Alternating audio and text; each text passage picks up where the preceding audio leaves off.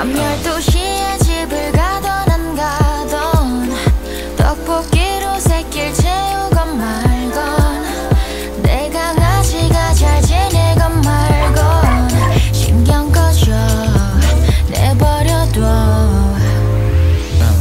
갑자기 왜 그러는지 뭔 바람이 드셨는지 왜냐 밤 매일이 전날 가시는지 흥미롭지만 버스는 떠났으니 닥치고 그냥 흘러가는 대로 굳이 말 안 해도 돼 Go away 너 같아.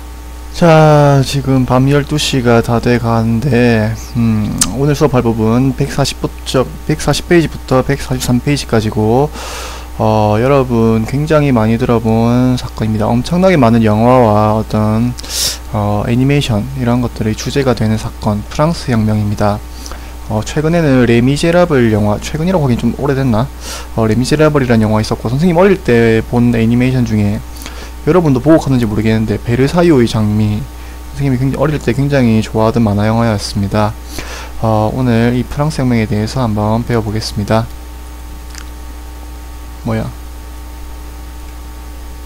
자, 핵심 키워드 다음 것 같고, 다음에 시험 공부할 때 중요하게 찾아보면 되겠습니다.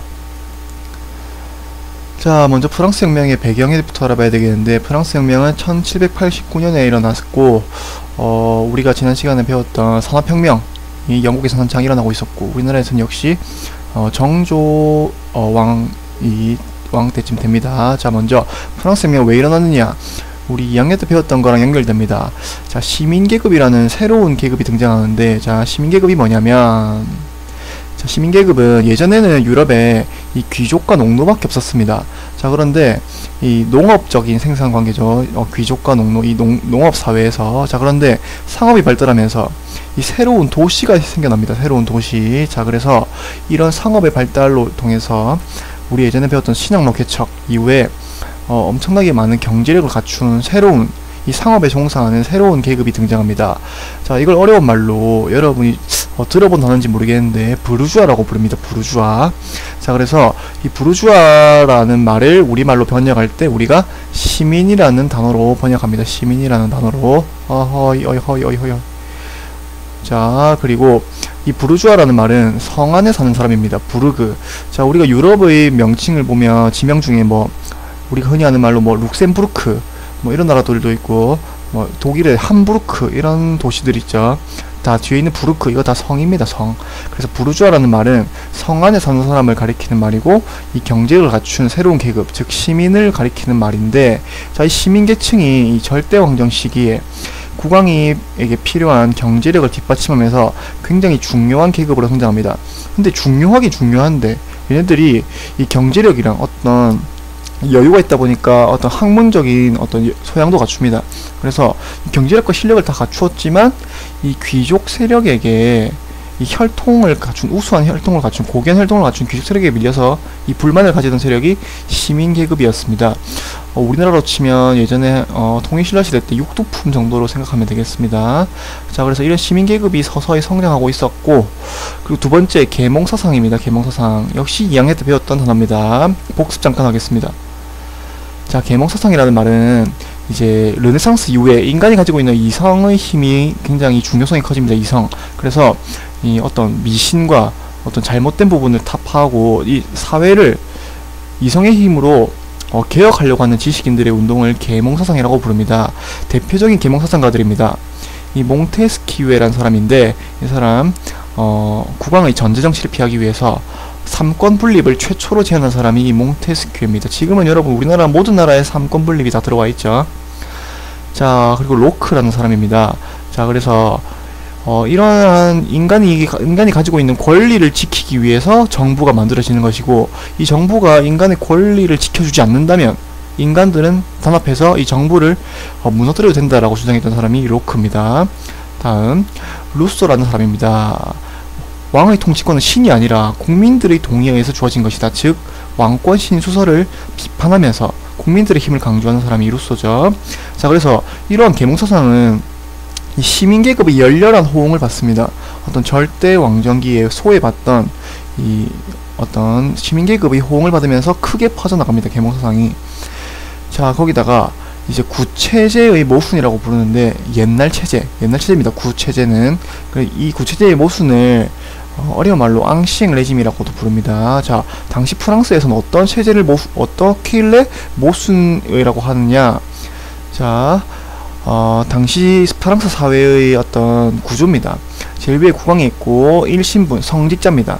그리고 2신분 귀족이고 3신분은 나머지 시민들인데 이 전 인구의 2%밖에 안 됩니다. 이 1, 2신분은. 근데 얘네들은 모든 특권, 뭐 어떤 경제력, 어떤 세금 면제, 관직 독점, 뭐 토지 대부분 다 가지고 있습니다. 이 1, 2신분이.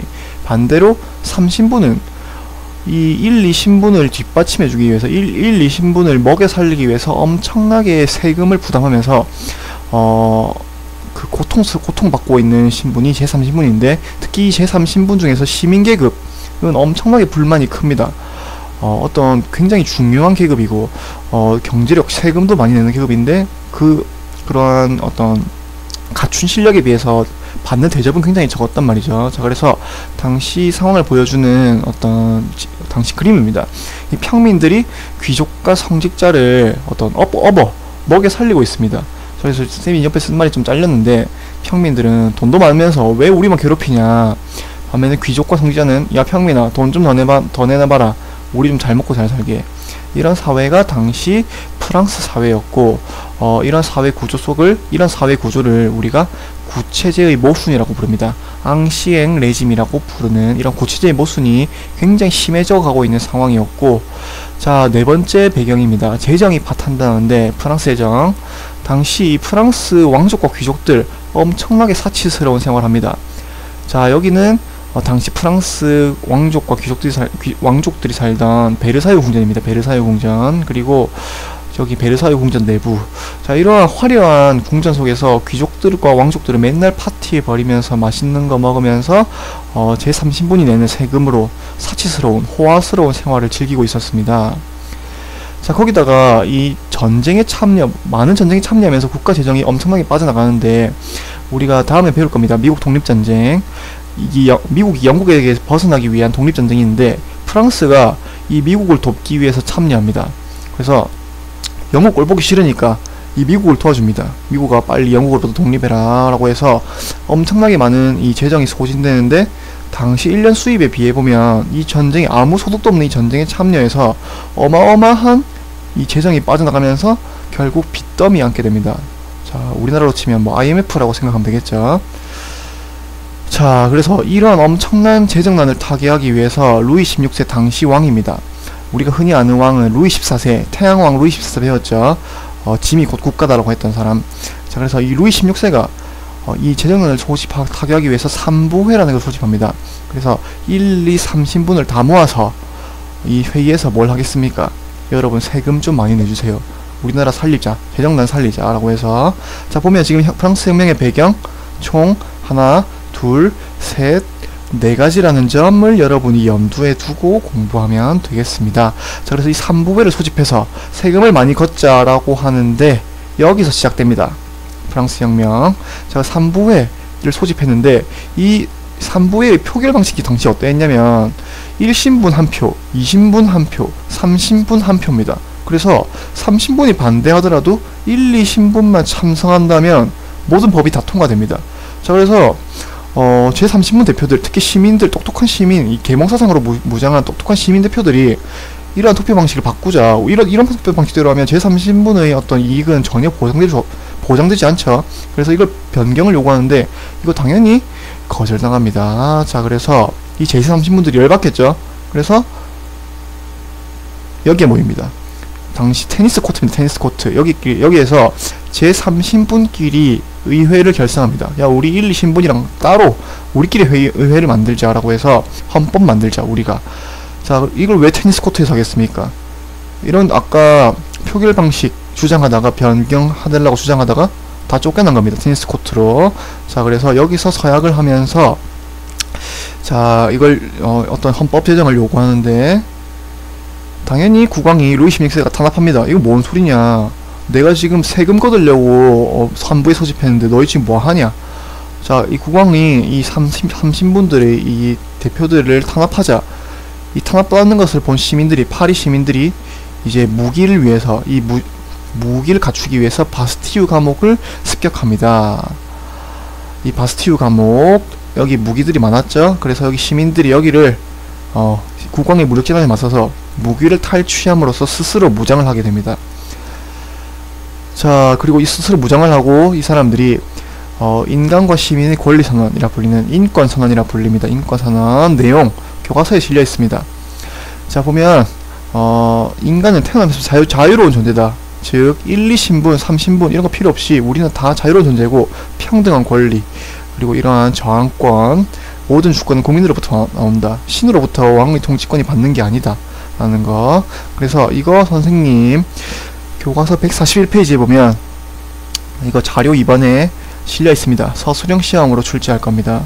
보면 국민의회가 발표한, 국민의회가 뭐냐면 제3신분이 결성한 의회입니다. 방금 결성했던. 자, 그래서 인권과 시민의 권리선언, 줄여서 인권선언이라고 합니다. 자, 선생님 이거 뭔지, 이거 의미를 물어볼 겁니다. 그럼 여러분은 두 가지를 쓰면 됩니다. 첫 번째, 구체제의 종말을 선언한 문서다. 두 번째, 혁명의 기본 이념과 근대 민주주의의 원리를 명확히 밝힌 문서다 라는 점을 여러분이 서술형 시험에 서술하면 됩니다. 이걸 발표합니다. 자, 그리고 공화정을 선포합니다. 자, 그리고 루이 16세 이 왕을 처형해버립니다. 당시 처형 장면 그림으로 남아 있습니다. 이게 뭐냐면 단두대라고 불리는 하도 사형시킬 사람이 많다 보니까 이거를 사형기계를 만듭니다. 그래서 여기에서 루이 16세를 처형해버리는데, 자, 이 루이 16세 국민들이 일어나서 루이 16세를 처형하는 걸 보고 이 수많은 각 나라들이 두려워합니다. 이게 만약에 우리나라에도 일어나서 왕을 처형하려고 달려들면 어떡하지? 라고 해서 다른 나라들이 안되겠다, 이 프랑스를 그대로 두면 안되겠다, 프랑스를 침입해서 원래대로 돌려놓자 라고 해서 이 유럽의 나라들이 막 침입을 합니다, 프랑스를. 그리고 이 프랑스 내부에서도 너무나도 갑작스럽게 사회가 변하다 보니까 이 사회의 안정을 바라는 사람들이 있겠죠.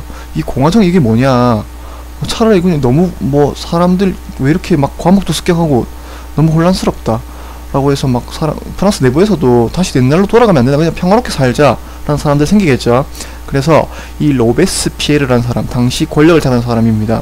이 사람이 공포정책을 실시하는데 이 외부의 혼란, 내부의 혼란을 가라앉히기 위해서 이 공화정에 반대하는 조금이라도 위협이 되는 세력들 다 잡아서 이 단두대에 처형시켜버립니다. 이러면 공화정이 계속 유지될 줄 알았는데, 자, 그런데 이렇게 공포정치를 실시하다 보니까 여기에 대한 불만 폭발하죠. 우리가 이 역사를 살펴보면 공포정치라는 거 오래 못 갑니다. 진시황이 했던 거 여러가지 공포정치 그때 법가 정치를 하면서 다 사용시켰다고 했죠. 이런 거 오래 못 갑니다. 그래서 이런 불만이 폭발하면서 로베스피에르가 처형됩니다. 자, 그리고 권력을 잡은 사람이 우리가 굉장히 이름 많이 들어본 사람이겠죠. 나폴레옹이라는 사람이 이 군인입니다. 당시 군인.